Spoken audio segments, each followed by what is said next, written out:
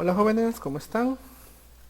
Mi nombre es Oscar Arce y hoy vamos a tratar el tema de primeros auxilios básicos. Espero que hayan pasado excelentes días, vayan avanzando con las capacitaciones que ya hayan recibido, psicología, tránsito tal vez. Vamos a ver el día de hoy el tema de primeros auxilios. Les sugiero que pongan mucha atención y como les decía en los videos anteriores, esta información ustedes la pueden pedir a la Escuela de Conducción Rodar, que les pueden hacer llegar el material didáctico, obviamente digital, para que puedan compartirlo con sus familiares, amigos o capacitarse en su casa cuando tengan un poco más de tiempo y puedan poner en práctica todo lo que estamos hablando en estos videos, que es de suma importancia. Partiendo de eso, vamos a empezar con el tema de primeros auxilios. Bueno, verán, en sí los primeros auxilios es una ayuda inmediata, una ayuda rápida que damos a una o varias personas que han sufrido una enfermedad, una crisis, un accidente de tránsito, un desmayo, un golpe, etcétera. Primeros auxilios no es solamente dar a alguien que ha tenido un accidente de tránsito grave, incluso el simple hecho de que ustedes a una persona la estén consolando, le estén diciendo tranquilo, tranquila, no pasa nada, yo estoy con usted, yo voy a estar aquí con usted, ya llega la ambulancia, ya llega la ayuda, no se preocupe, ustedes le están dando primeros auxilios, se llaman primeros auxilios psicológicos. El mismo hecho de que ustedes solamente llamen a una ambulancia o llamen al 911 pidiendo ayuda, están dando primeros auxilios. ¿Sí? Todo eso enfoca, todo eso enmarca la definición de primeros auxilios, que básicamente, como les decía, es una ayuda inmediata, una ayuda rápida que damos a una o varias personas. Ahora, ¿qué es lo más importante de los primeros auxilios? En primeros auxilios, una de las cosas más importantes siempre es mantener la calma, siempre mantener mucho la calma y el autocontrol. Es difícil, créanme que es muy difícil, porque tal vez muchos de ustedes han de haber tenido ya la experiencia de haber atendido o haber ayudado a alguien en la calle. Y cuando te encuentras un cuadro donde ves mucha sangre, gente atropellada o de repente ves heridas muy graves, piernas destrozadas, etcétera, ¿no? Pueden ser muchos los casos en el tema de primeros auxilios. Tendemos a perder la calma o a veces no sabemos qué hacer. Se pone más complicado todavía cuando el herido o la persona que tuvo el accidente o tuvo el evento es un familiar, se pone mucho más complicado. Imagínense, no sé si a ustedes les ha pasado que a veces en casa alguien se desmaya, solamente con que se desmaye perdemos la calma, el autocontrol y no sabemos qué hacer. Y un desmayo es algo tan natural, por decirlo así, tan eventual, que la persona se recupera automáticamente y solita. No hay que hacer mucha mayor cosa ahí. Pero a veces esas cosas tan pequeñas, por poner el ejemplo del desmayo, hace que perdamos la calma y el autocontrol y no sepamos qué hacer. Entonces, imagínense si fuese algo más grave, un paro cardiorrespiratorio, una hemorragia, una fractura, una quemadura, obviamente vamos a perder el control. Entonces, muy importante siempre mantener la calma y el autocontrol ante cualquier tipo de situación. Esto va a permitir que ustedes sepan qué hacer y pensar mejor las cosas. Ahora, es muy importante en primeros auxilios saber qué es lo que no, es más importante saber qué es lo que no se debe hacer.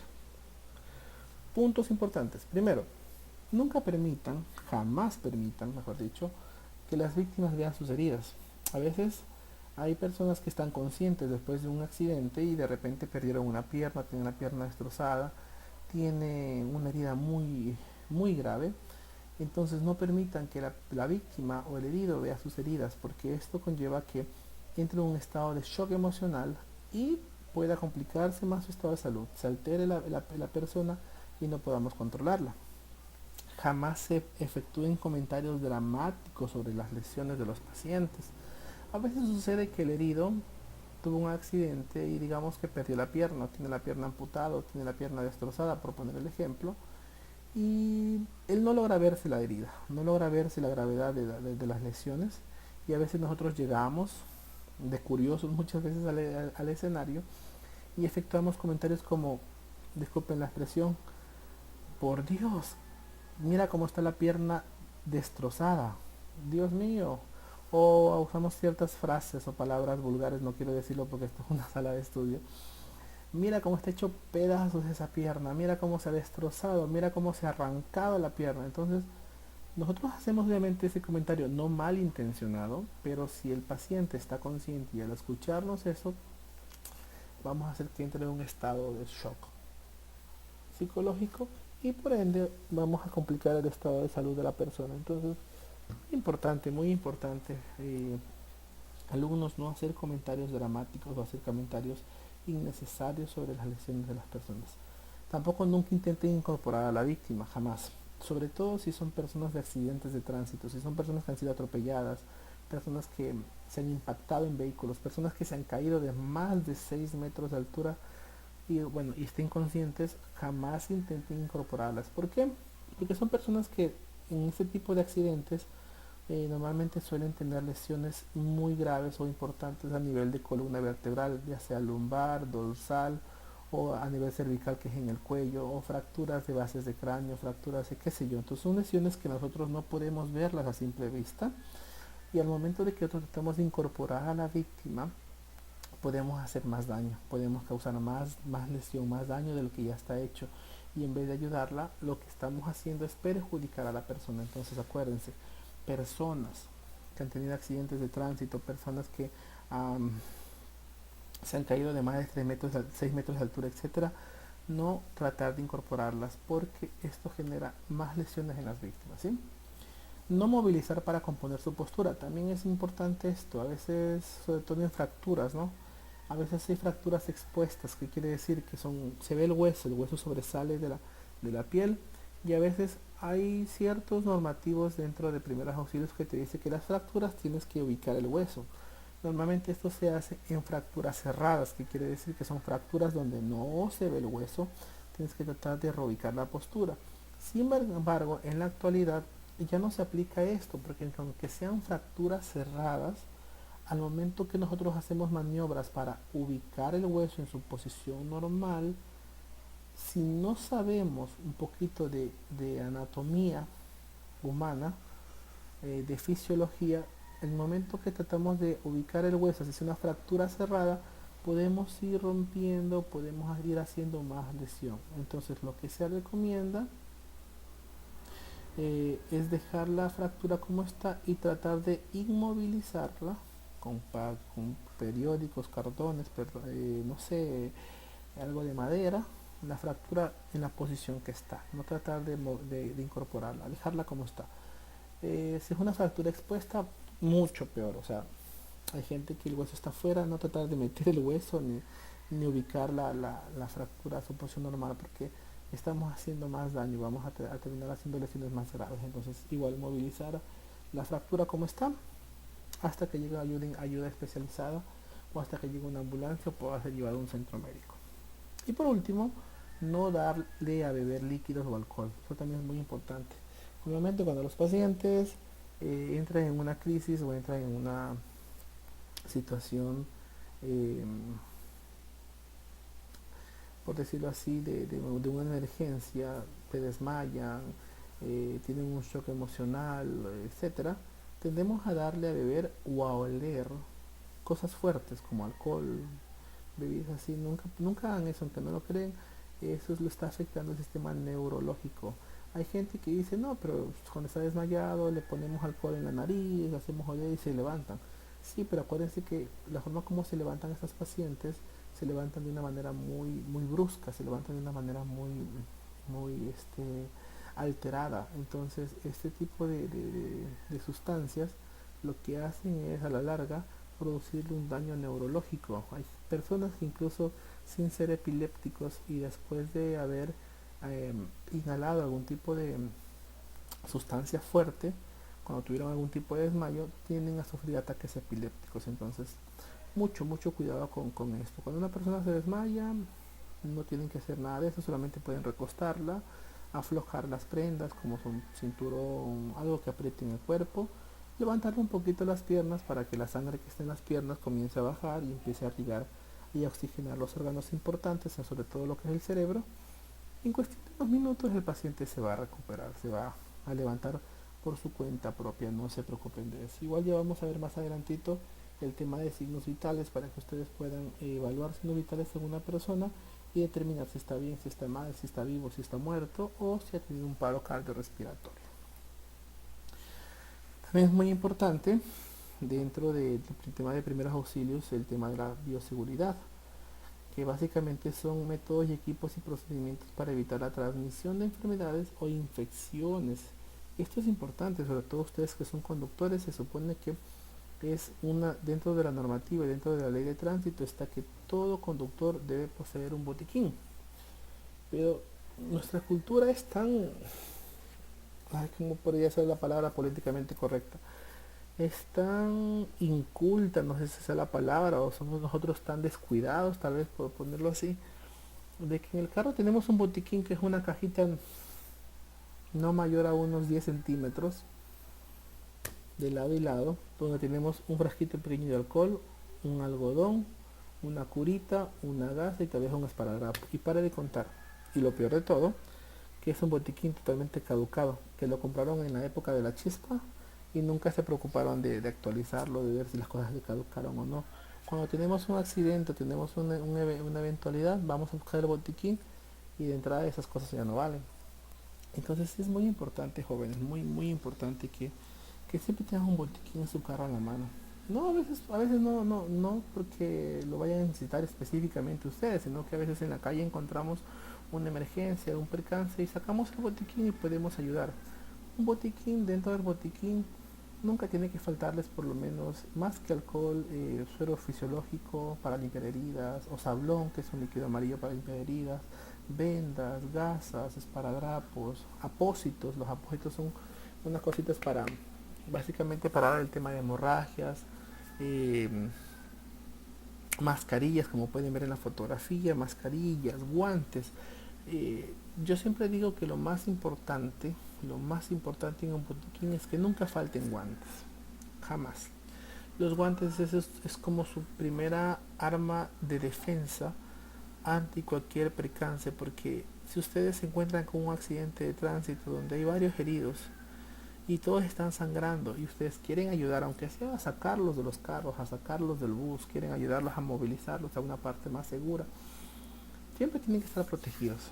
Actualmente acuérdense que por la sangre pasan muchas enfermedades, sobre todo el VIH, que es una de las enfermedades que no tiene cura y se transmite justamente por el contacto de sangre directo con sangre. ¿Qué quiere decir con eso? Que si ustedes días anteriores tuvieron un corte en la mano o se hicieron una manicure y por ahí se cortaron las uñas y tuvieron una herida pequeña, y al tener contacto con la sangre de otra persona, sangre directa con sangre, hay un alto riesgo de que ustedes se puedan contagiar de VIH, no solamente de VIH, sino de muchas enfermedades que incluso se pasan a través de la saliva, a través del sudor, etcétera. Esas fecales, bueno. Entonces los guantes ustedes les van a permitir primero estar aislados y si tienen el contacto, perdón, si tienen el contacto con los pacientes, que así sea que tengan sangre o cualquier otro fluido, no tengan no puedan contagiarse de alguna enfermedad que pueda tener estos pacientes. Entonces en el botiquín primordial que jamás de los jamás, por favor les falte guantes. Eso nunca les falte guantes. Es su primera arma de defensa contra cualquier tipo de percance. Luego detectan las mascarillas, etcétera, que también pueden tener en un botiquín. Así que no tengan miedo de invertir en un botiquín en su carro. A veces nosotros eh, vamos a comprar un botiquín y nos dicen, ¿cuánto cuesta el botiquín? $20. No, está carísimo. $30. No, está carísimo. No tiene uno de $5. Sin embargo, cuando vamos a pegarnos unas cervecitas, vamos a pegarnos un por ahí con los amigos, no importa si gastamos 50, 60, $100, $80, y a veces por algo que es de seguridad, por algo que es para salvaguardar la vida, la integridad de nosotros o de terceras personas, no invertimos. Entonces no escatimen en recursos. Si invierten en un botiquín bueno que tenga muchas cosas y cada 3 meses traten de revisar que las cosas no estén caducadas, por ejemplo los guantes, qué sé yo, las gastas, todo lo que no esté caducado y tratemos de cambiarlo. Hasta no lo usemos, o si no, sáquenlo, utilícenlo para cualquier cosa y vuelvan a cambiar ese botiquín. No sean de las personas de que compran el botiquín y ahí lo dejan y lo abren 5 o 6 años después. Y eso es cuando se acuerdan que tienen un botiquín. Sí, tengan mucho, mucho cuidado con eso. Ok, ahora vamos a entrar un poquito al tema profundo de lo que ya son los signos vitales. Dentro de primeros auxilios manejamos los signos vitales y para saber que una persona está bien o está mal, o está viva o está muerta, y siempre tenemos, bueno, hay muchos, muchos signos vitales que se puede tomar en una persona. Los cuatro principales son cuatro. En definición, signos vitales son todas aquellas manifestaciones de vida que tiene una persona. ¿Qué decimos manifestaciones de vida? Son esas señales que nos dicen que una persona está viva, o que una persona está muerta, o que una persona está mal, o está bien, ¿no? Entonces tenemos cuatro signos vitales que son primero el pulso, la respiración, la temperatura corporal y la tensión arterial. Entonces, de estos, los primeros tres son los que podemos básicamente tomar en una persona así súper rápido. Y la cuarta, ya les indico cómo hacerlo cuando se tiene un tensiómetro. Empezamos con el pulso. El pulso básicamente es la sensación de distensión o ensanchamiento de una arteria percibida por los pulpejos de los dedos. La expansión arterial está producida por el paso de la sangre impulsada por la contracción sístole ventricular. Quizás ustedes no entendieron esta definición. Que las resume en pocas palabras. El pulso básicamente, lo que quiere decir este concepto, es que ustedes con su dedo medio y su dedo índice, como ven en la gráfica, van a presionar ciertas partes del cuerpo donde pasan arterias principales para sentir el pulso. Así de sencillo, no se confunda con esa definición. En pocas palabras es que ustedes con su dedo medio y su dedo índice van a presionar ciertas partes del cuerpo donde pasan arterias principales para que ustedes puedan sentir y percibir el pulso y saber si una persona está viva o está muerta, si el corazón está latiendo o no está latiendo. ¿Cuáles son esas partes del cuerpo? Pues son las que pueden ver en este momento en la gráfica. Tenemos desde la cabeza, tenemos el pulso temporal, superficial, también se llama superficial. Este pulso se lo ve mucho, no sé si ustedes han visto en los recién nacidos, que tienen aquí una venita que les late y se nota muy clarito. O cuando ustedes han escuchado la famosa frase, no te pongas molesto, no te alteres, no te estreses, que se te va a reventar la vena, la arteria. Siempre se habla de esta vena de aquí, que tiende a hincharse, tiende a inflamarse bajo estrés. Entonces, esta es la primera arteria. Bueno, como ven en la gráfica, todo ese canalcito, todas esas líneas rojas que ustedes ven que va desde la cabeza hasta los pies, son las arterias principales donde se puede tomar el pulso, ¿no? Luego vamos al pulso carotidio, que se lo puede tomar en el cuello en ambos lados, tanto derecho como izquierdo. Como les decía, al momento que ustedes presionan con sus dedos medio e índice esas partes, esas líneas rojas, que son donde pasan las arterias principales, al momento que ustedes presionan, van a sentir clara y fuertemente el pulso en las personas. Entonces aquí es el pulso carótido o el pulso carotidio que se lo llama también. Luego vamos en el brazo, tenemos el pulso radial y el pulso cubital. El pulso radial es básicamente uno de los pulsos más comunes. Después el pulso carotidio es el pulso más común que se toma en los pacientes, sobre todo aquí es donde les toman las enfermeras. En alguna ocasión ustedes fueron a algún subcentro, en alguna ocasión las enfermeras es el pulso que les toman en la mano para ver si el corazón está latiendo. Luego tenemos el pulso humeral, que se ubica en el hueso del húmero, que va en el brazo básicamente. El pulso femoral, que es la arteria femoral, una de las arterias principales que tenemos en el cuerpo. Acuérdense cuando se tiene un accidente, algún percance, y hay personas que tienden a cortarse la arteria femoral por una amputación, etcétera, tienden a perder demasiada sangre rápidamente. Entonces, pues esta es la arteria femoral donde se toma el pulso. Luego tenemos el pulso de la tibia posterior, que se toma básicamente por el talón del pie, y el pulso pedio, que se toma en el empeine del pie. Como les decía, más adelante van a ver unas gráficas donde se ve más claramente donde tomar el pulso también. Lo recomendado dentro de primeros auxilios es que el pulso siempre lo tomen en la parte carótida o en el cuello. Se recomienda tomarlo en esta parte porque es donde más claro y fuerte se siente el pulso en las personas. A veces lo tomamos en la mano. Si ustedes quieren pueden hacer el ejemplo en este momento, pónganle pausa al video y háganle, tomen el pulso a algún familiar que tengan al lado, a su esposa, a su hijo, a su hija, qué sé yo. Tomen el pulso en la mano y tomen el pulso en el cuello para que hagan la prueba y vean ustedes dónde le pueden percibir más fácilmente el pulso. O ustedes mismos tómense el pulso en una de las manos, en el pulso radial, o tómense en el cuello, en cualquiera de los lados, y van a sentir el pulso para que vean en qué parte pueden percibir más claramente las pulsaciones. Ahora, la frecuencia, esto es sencillo. Esto básicamente son datos para saber si una persona está bien o está mal. Según los datos, en los niños de 1 a 5 años deben tener de 120 a 140 pulsaciones por minuto. ¿Qué quiere decir? Que en un minuto, durante un minuto, ustedes toman el tiempo en un minuto, en un reloj, ellos tienen que tener de 120 a 140 pulsaciones, que serían los niños de 1 a 5 años. Los escolares, que vienen a ser los niños de 5 a 8 años, deben tener de 100 a 120 pulsaciones por minuto. Y por último, los adultos, que ya se consideran de 2 años en adelante, los adultos por lo general tienen de 60 a 100 pulsaciones por minuto. Quiere decir que ustedes cogen un reloj y se toman el pulso, tienen que marcarle entre 60 y 100 pulsaciones por minuto. Entonces pueden también hacer ustedes la prueba, tomen el pulso de algún familiar suyo, cojan el reloj y tomen durante un minuto.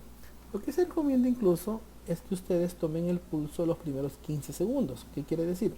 Por ejemplo, si yo en este momento le tomo el pulso a un familiar o a un amigo, sea en la mano o sea en el cuello, entonces le tomo el pulso los primeros 15 segundos. Y digamos que si me marca que en los primeros 15 segundos tiene, qué sé yo, 20 pulsaciones, eso lo multiplico por 4.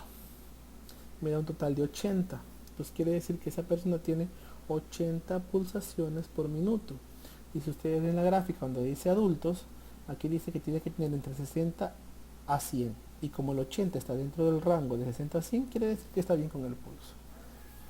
¿Por qué se recomienda eso? Porque normalmente si ustedes se va a quedar un minuto tomando el pulso, puede ser que pierda la frecuencia, puede ser que pierda el conteo, mira a un lado y ya se descuadró con el reloj, tiene que volver a tomar el pulso por un minuto. Entonces se recomienda que lo tome los primeros 15 segundos y después de eso sí lo multiplique por 4 para que le dé el valor adecuado de las pulsaciones. Como pueden ver en esta gráfica, justamente es en este lado donde se toma el pulso radial.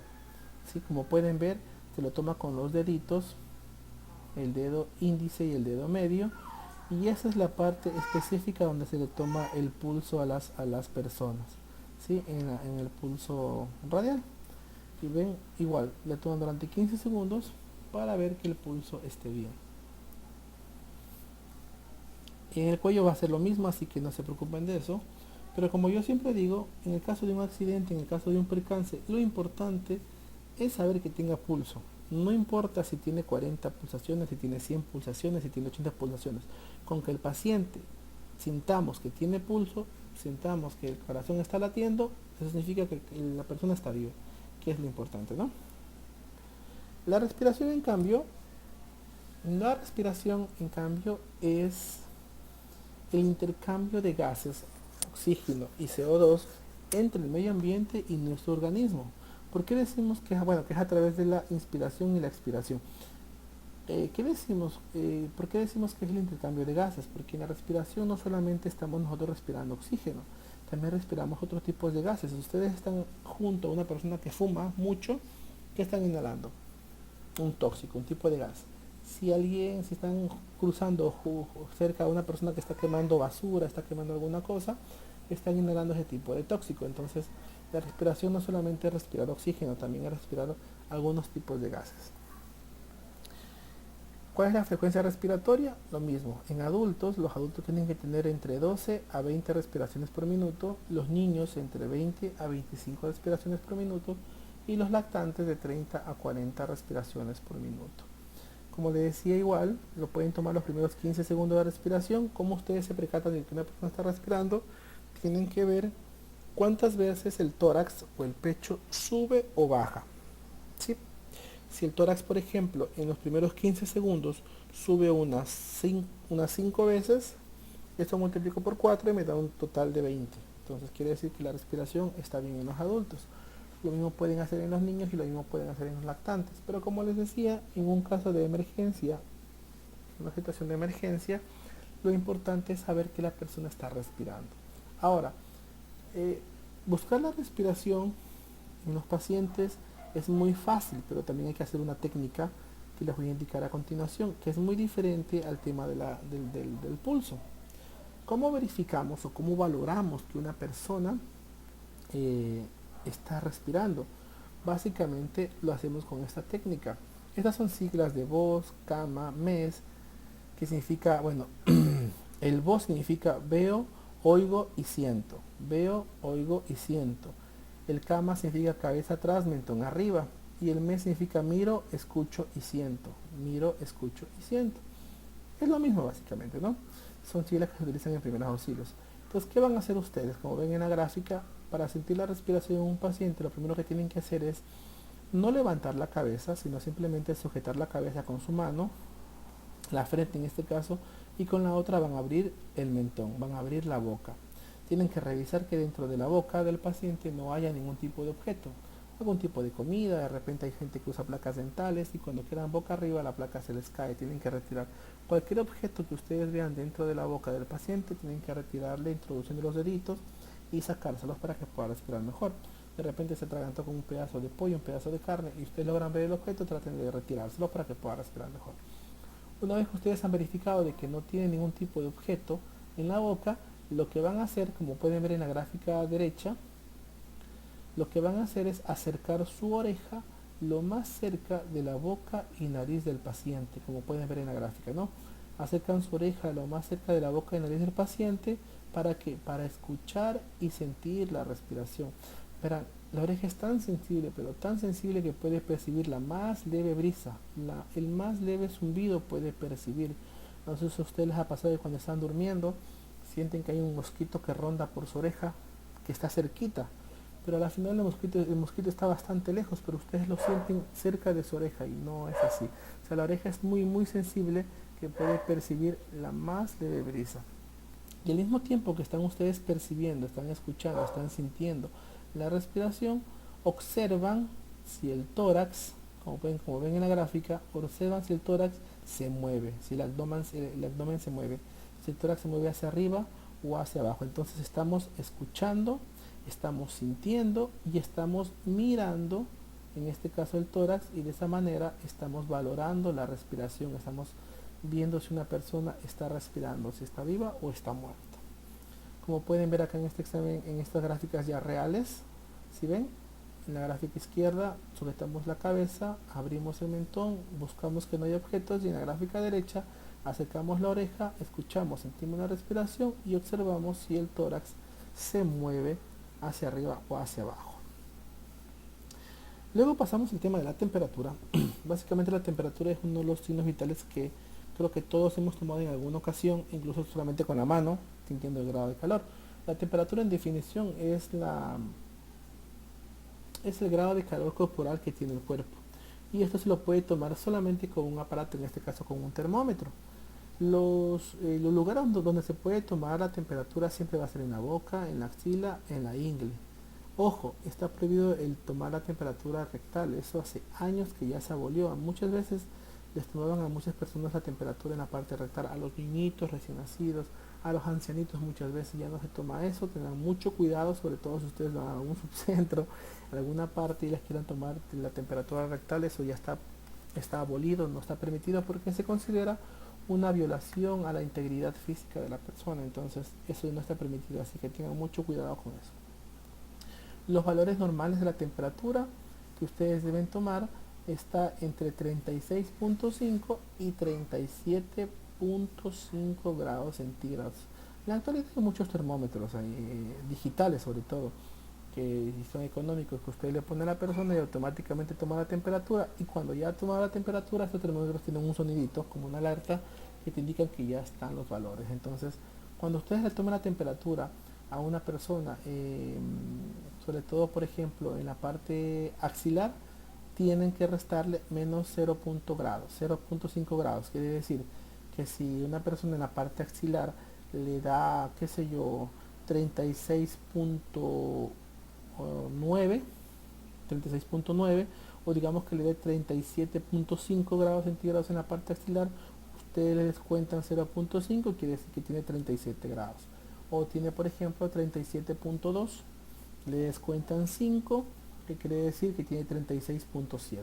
¿Sí? Entonces, esa parte nomás es importante al momento de tomar la temperatura, como le decía, sobre todo las madres de familia, las abuelitas, ya le tienen medida la temperatura a las personas, le ponen la mano en la frente o en el cuello y ya saben que si está con calentura, dijo alguien, si está con la temperatura alta o está con la temperatura baja. Es uno de los signos vitales que comúnmente se ha tomado desde la antigüedad y sin usar aparatos, ¿no? Esta es en la fotografía, como pueden ver, es un termómetro de los antiguitos, de los de mercurio. Ya no existen estos termómetros, es más, ya ni siquiera los venden en farmacias. Ya no existen porque hay mucho riesgo cuando les tomaban la temperatura bucal, sobre todo a niños, a veces incluso a los adultos le tomaban la temperatura bucal y a veces por error o equivocación mordían estos termómetros y el mercurio se les quedaba en la boca, aparte de los vidrios obviamente, y aparte de producirles una herida, tendían a intoxicarse con el mercurio. Entonces por ese motivo ya se eliminaron estos termómetros de mercurio, y también porque muchas personas no lograban identificar o no lograban medir la temperatura con esos termómetros, no lograban ver el mercurio, porque había un ángulo que ustedes tenían que ver específicamente para lograr ver la temperatura, pero al final ya se eliminaron estos termómetros y en la actualidad están utilizando más termómetros digitales, que es lo que se está ocupando, ¿no? Y por último, para terminar con el tema de signos vitales, la tensión arterial, en cambio, la tensión arterial es la fuerza con la que el corazón expulsa la sangre por las paredes de las arterias, así de sencillo, así. Desde que nacemos, todas las personas desde que nacemos tenemos tensión arterial. Mucha gente relaciona la tensión arterial con una enfermedad. Sí lo es también, es una enfermedad. Ya los adultos desarrollamos la tensión arterial como una enfermedad, pero ¿por qué? Por nuestros malos hábitos. No hacemos ejercicios, comemos comida muy chatarra, comida muy grasosa, fumamos mucho, bebemos mucho, qué sé yo, usamos cierto tipo de sustancias y entonces todo eso que metemos al cuerpo provoca que a la larga las personas desarrollemos la tensión arterial como una enfermedad. Las personas que sufren de tensión arterial alta o tensión arterial baja, entonces son propensas a tener paros cardiorrespiratorios. Entonces, pero ya les digo, desde que nacemos, nacemos con tensión arterial, que básicamente es la fuerza con la que el corazón expulsa la sangre. Pero a lo largo de nuestra vida lo desarrollamos como una enfermedad y mucha gente y muchos doctores le llaman a la tensión arterial como la enfermedad silenciosa. ¿Por qué? Porque la tensión arterial como enfermedad no presenta signos, muchas veces no presenta signos ni síntomas. Ha habido muchas personas que están jugando un partido de fútbol, un partido de vóley, y de repente se desploman, paro cardíaco, y así las personas que han tenido presión arterial ya han sufrido de presión arterial. Y cuando haces un análisis clínico de cómo ha sido su vida, te encuentras que ha sido una persona sedentaria, que tomaba, que fumaba, que comía mucha comida chatarra, que hacía deporte de vez en cuando, y eso conllevaba obviamente a que desarrolle ese tipo de enfermedad y colapse su sistema, en este caso el sistema circulatorio, produciéndole un paro cardiorrespiratorio. Estos son los aparatitos con los cuales se toma la tensión arterial. Sí se requiere un poquito de estudio para esto, conocer estos aparatos. Se llama tensiómetro. El tensiómetro básicamente nos ayuda a tomar la temperatura, aunque también, perdón, la tensión arterial, aunque también hay ya termómetros de tensiómetros, perdón, digitales, que usted les pone en el brazo y básicamente le dan los valores, ¿no? Pero, como les decía, hay que saber utilizar estos tensiómetros. Estos aparatos no es tan fácil, tampoco es difícil, pero con práctica logran tomar bien la tensión arterial, porque pueden dar valores errados si es que no saben utilizar este aparatito. Entonces, en el caso de una emergencia, en el caso de una emergencia, un accidente de tránsito, una persona que se desmayó, o ustedes están en casa y quisieran saber cómo tomar la temperatura a una persona, perdón, la tensión arterial a una persona, y saber que está bien con la presión arterial, que hay buena presión o hay mala presión, pueden hacer lo siguiente. Lo que ustedes pueden hacer es hagan la práctica en este momento mientras yo les explico, hagan la práctica ustedes. Eh, Cójanse la uña del dedo pulgar o la uña del dedo medio y presiónenla. Presionen la punta de la uña. Presiónenla al punto de que ustedes van a ver que la uña se pone de color blanca. Si ustedes ven, la uña es como de color roja porque está llena de sangre, ¿no? Entonces presionense la uña, la puntita, sea del dedo índice, pulgar, perdón, o del dedo medio. Presiónense hasta que se haga blanca. Luego la sueltan rápidamente. En este caso, como ustedes están bien, dense cuenta que la uña está blanca y al momento que la sueltan, no demora más menos de un segundo. Automáticamente es menos de un segundo lo que demora en llenarse de sangre o en volverse otra vez roja, si ustedes se dan cuenta al momento que hacen la práctica. Les repito, presionense la uña del dedo medio o del dedo pulgar, la punta, presionense hasta que se haga blanca y luego suéltenla rápidamente y van a apreciar que la uña se llena rápido de sangre. Entonces, y demora cuestión de menos de un segundo. Cuando una persona está mal, cuando una persona está mal con la presión, está muy baja la presión o está muy alta la presión, no hay la presión adecuada de sangre, el corazón está bombeando la presión adecuada de sangre a los órganos, o una persona tuvo un accidente y perdió mucha sangre y ustedes quieren saber cómo está la presión de esa persona, tienen ustedes que hacerle el mismo ejemplo. Presionan la uña de cualquiera de esos dos dedos, se hace blanca y la sueltan.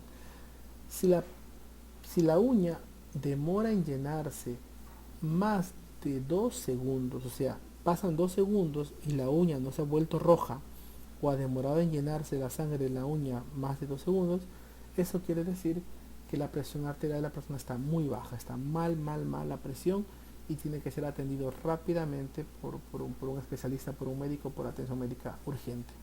Entonces, esta es la forma para darnos cuenta visualmente rápido si una persona está con la tensión arterial que no es la adecuada. O sea, que el corazón no está bombeando la sangre adecuada. Entonces, como le decía, presiona la uña, la puntita, y disculpen que le esté repitiendo lo mismo, pero la idea es que aprendan, y sueltan. Si se demora más de 2 segundos en llenarse, quiere decir que la presión está mal. En una persona normal, como ustedes se dan cuenta, se llena en cuestión de menos de un segundo. Es milésimas de segundo, se llena rápidamente la sangre en la uña. Bueno, hasta ahí el tema de signos vitales. Y para ir terminando la capacitación, vamos a ver los principios de acción en emergencia. Como ahora ya saben ustedes, ya saben identificar los signos vitales, que son el pulso, la respiración, la temperatura y la tensión arterial. Ahora vamos a ver qué es lo que deben hacer ustedes en el caso de que se encuentren a una persona en un tipo de emergencia, cualquiera que ésta sea. Vean, los principios de acción de emergencia ustedes van a aplicarlos en cualquier persona, desde lo más leve que puede ser una persona que se desmayó hasta lo más grave que puede ser una persona que tuvo un accidente de tránsito, ¿sí? Estos principios de acción de emergencia, repito, ustedes los pueden aplicar en cualquier situación, en cualquier percance, sea un desmayado o sea una persona que está en un accidente de tránsito. Así que vamos a ver. Bueno, los principios de acción de emergencia básicamente son un conjunto de técnicas que le ayudarán a una mejor actuación en una emergencia. Son 4 tipos, son 4 técnicas o 4 cosas básicamente que ustedes tienen que desarrollar. Así que grábense bien esto, por favor. Grábense muy bien esto. Son 4 cosas muy sencillas que ustedes tienen que desarrollar para ayudar a una persona. Repito, así sea una persona que se desmayó, como una persona que tuvo un paro cardíaco o una persona que tuvo un accidente de tránsito. Estas 4 cosas a ustedes les van a ayudar a determinar el estado del paciente y ayudarlo de una mejor manera. Entonces empezamos con el primero. El primer paso es un reconocimiento del lugar. Básicamente ustedes qué van a hacer en el reconocimiento del lugar. Lo que ustedes van a ver aquí, tienen que determinar si el lugar es seguro. ¿Sí? ¿Para quién? Para ustedes.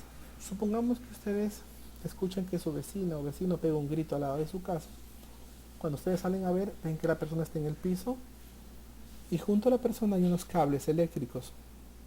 Entonces, si ustedes no hacen un reconocimiento del lugar para ver si qué fue lo que pasó o si el lugar es seguro, puede ser que al momento que ustedes van a topar al vecino o a la vecina, se electrocuten. ¿Por qué? Porque no determinaron si el lugar era seguro. Pero si ustedes al momento que hacen un reconocimiento del lugar y se preguntan qué fue lo que pasó y logran ver los cables eléctricos, van a suponer que hubo una descarga. Entonces lo primero que ustedes van a hacer es asegurar el lugar, bajar los breques, tratar de alejar los cables antes de tocar a la víctima, para que ya no sean dos heridos. Entonces es muy importante esto, hacer un reconocimiento del lugar. Y básicamente, en pocas palabras, el reconocimiento del lugar es identificar peligros potenciales para la persona que va a ayudar, no para la víctima, porque la víctima ya está herida, ¿no? Sino peligros potenciales para la persona que va a ayudar. Otro ejemplo, van por ejemplo en la calle y ven un accidente de tránsito y de repente en uno de los carros hay una persona atrapada con el cinturón de seguridad, está pidiendo ayuda, auxilio, sáquenme del vehículo, sáquenme del carro. El carro está volteado obviamente y ustedes no se percatan de que hay una fuga de combustible y de repente la batería, el carro todavía está encendido, la batería está encendida y comienza a generar unas chispas por ahí, chispas, chispas. Entonces, y ustedes no se percatan de que hay una fuga de combustible, de que la batería está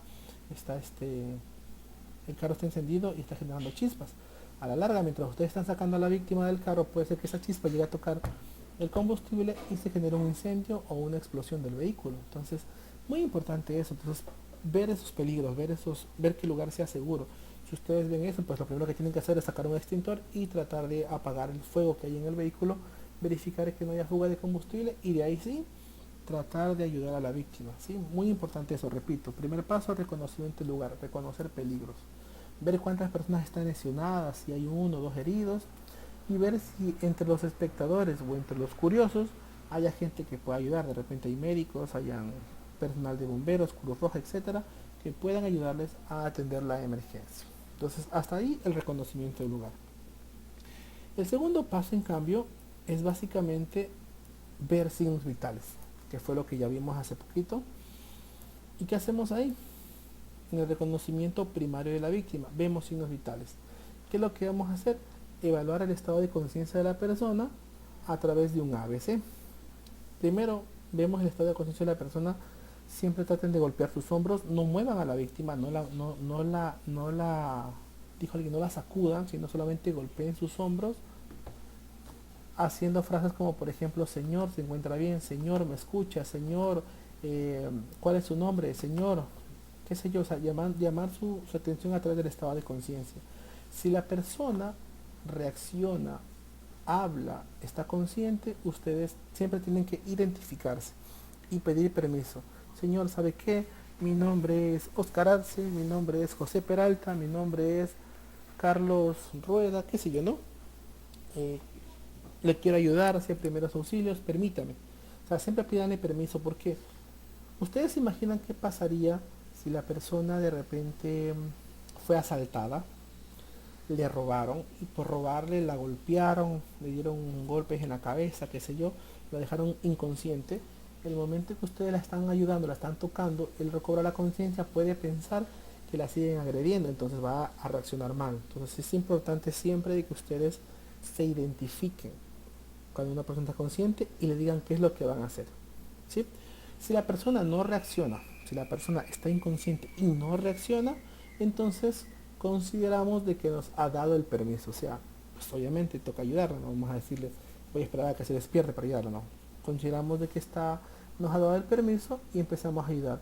Y vamos a llamar una ambulancia. Antes de eso, básicamente lo que ustedes van a hacer es un ABC, lo que les decía. Si la persona está inconsciente, van a hacer un ABC.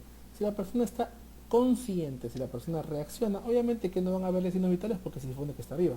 Pero si la persona no reacciona, está inconsciente, no reacciona para nada, hacemos un ABC. ¿Qué hacemos ahí?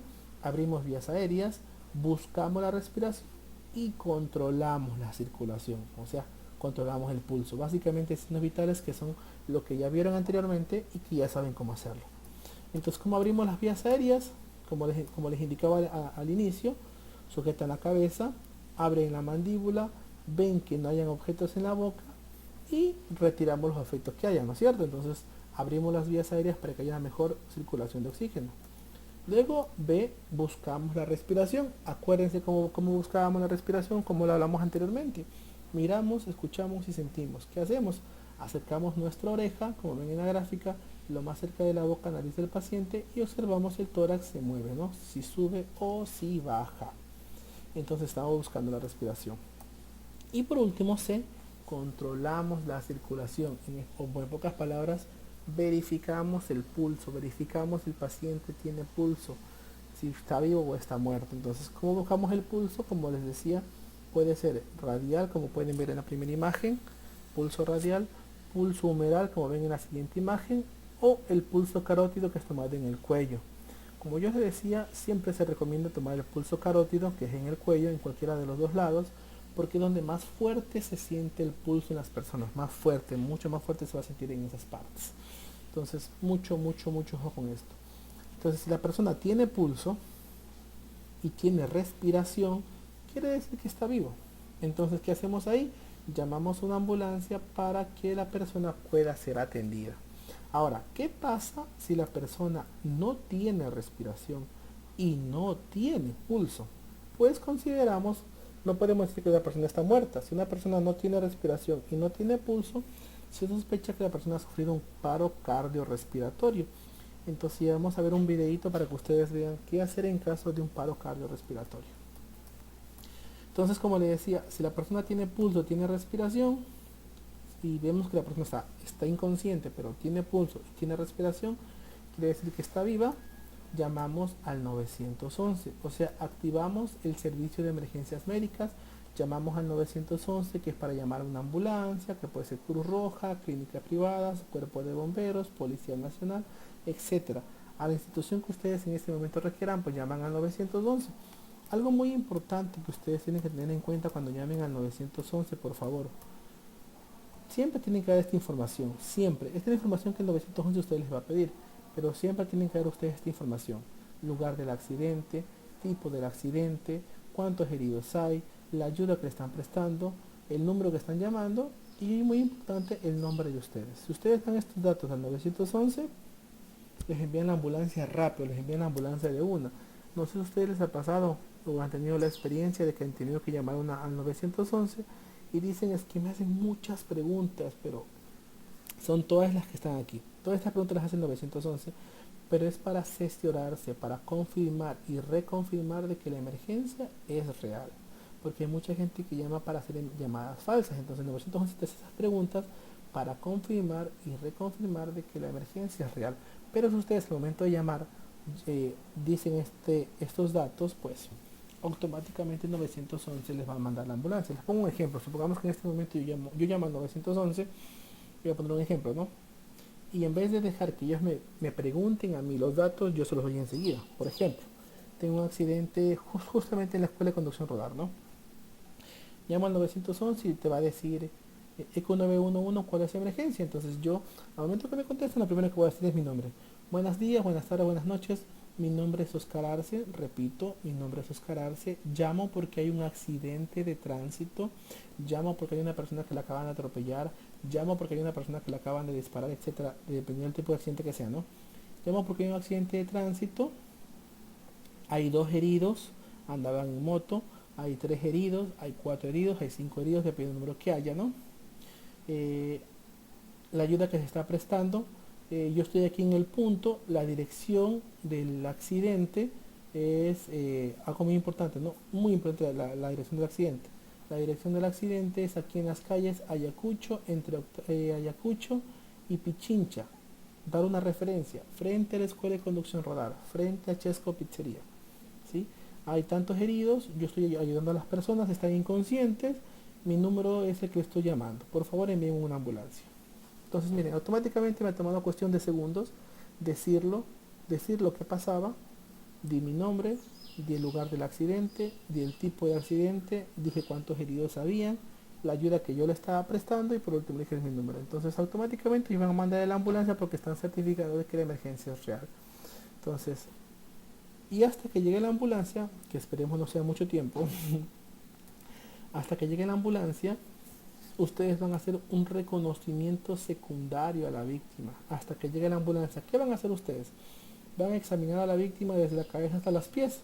Con la palma de sus manos van a tocar ligeramente cabeza, los hombros, el cuello, el tórax, las costillas, la cintura, las piernas, buscando qué cosas, buscando primero hemorragias, buscando de que no haya sangrado, buscando que no haya fracturas, buscando que no haya una hemorragia interna, Por lo general cuando hay una hemorragia interna en el abdomen se pone muy rígido, se pone muy duro. Si hay una fractura en las piernas o en los brazos, pues las fracturas son visibles. La deformación en los brazos o en las piernas o una posición anormal o el hueso hacia afuera te va a indicar obviamente que tiene una fractura, ¿no?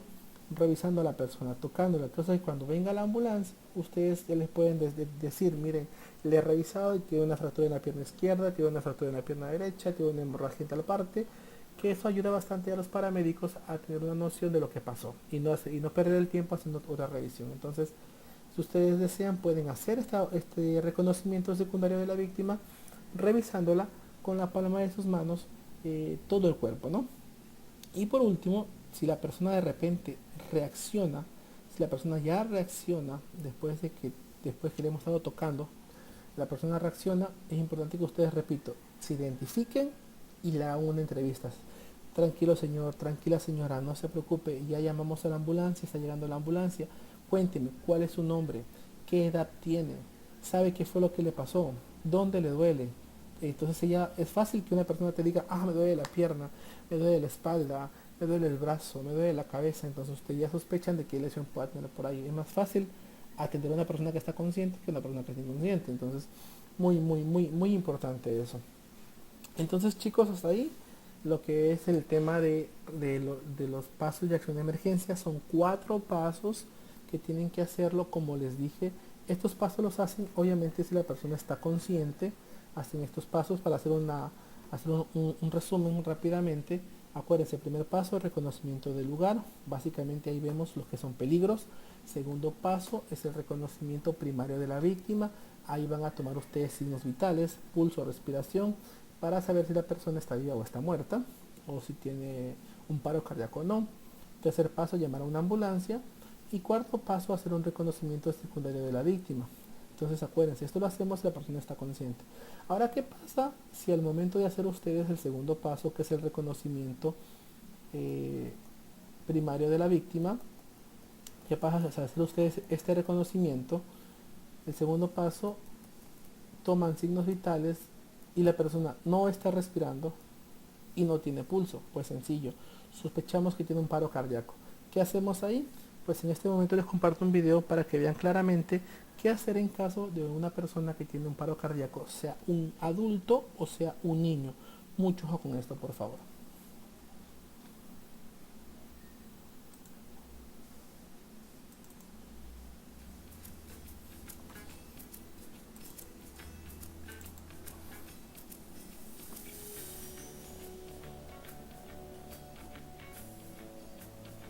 Hola, mi nombre es Verónica, trabajo en la Comisión Cascos Blancos y hoy vamos a ver cómo realizar RCP básico en adultos y en infantes.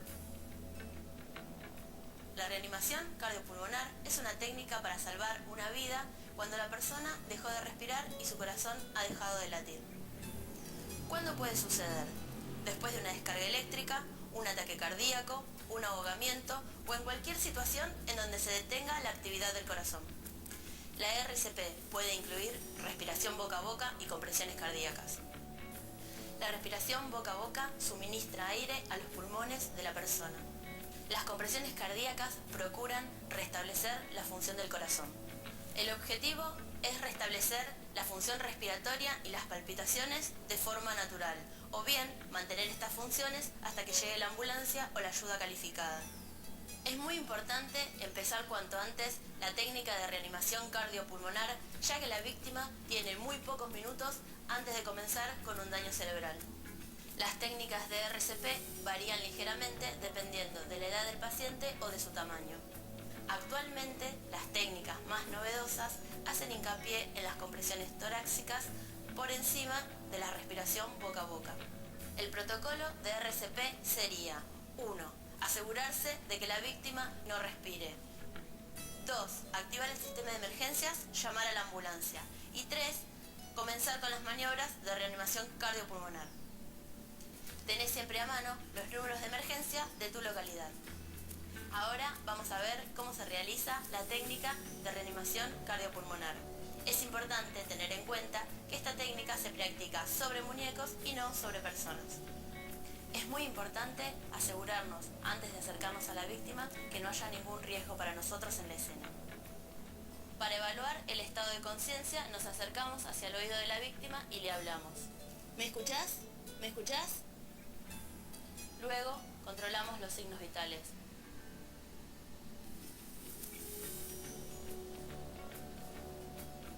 Si la víctima no respira, llamamos a la ambulancia y comenzamos con las maniobras de reanimación cardiopulmonar. En primer lugar, ponemos nuestra mano en el centro del pecho de la víctima. Una vez ubicado el centro del pecho, entrelazamos nuestras manos, nos ponemos perpendiculares al cuerpo de la víctima, sin doblar los codos, con las piernas ligeramente abiertas, comenzamos las compresiones, hasta obtener 100 compresiones en 1 minuto. 5, 6, 7, 8, 9, 10, 11, 12, 13, 14, 15, 16, 17, 18, 19, 20. Se recomienda poner una rodilla a la altura del hombro de la persona, abrir ligeramente las piernas para trabajar más cómodos. Cuando llegamos a las 100 compresiones en 1 minuto, evaluamos nuevamente los signos vitales. En caso de que estos no se restablecieran, continuamos con la maniobra hasta que llegue la ambulancia. Es muy importante no detener esta maniobra, ya que la víctima corre peligro. Si la víctima fuera un niño, la técnica la vamos a realizar de la misma manera, pero solo utilizando una mano. 1, 2, 3, 4, 5, 6, 7, 8, 9, 10, 11, 12. Si la víctima es un bebé o un lactante, la maniobra es la siguiente. Tomamos los signos vitales, asegurándonos de controlar el pulso en el brazo del bebé y colocamos 2 dedos en el centro del pecho de la víctima. Controlamos la respiración, el pulso, dibujamos la línea que se forma entre las 2 tetillas, colocamos nuestros dedos y comenzamos la maniobra. 1, 2, 3, 4, 5, 6, 7, 8, 9, 10. Se debe comprimir el pecho hacia abajo y permitir que el mismo vuelva a su posición original. Ante un desastre, todos tenemos que estar preparados. Sumate y sé parte de la ayuda.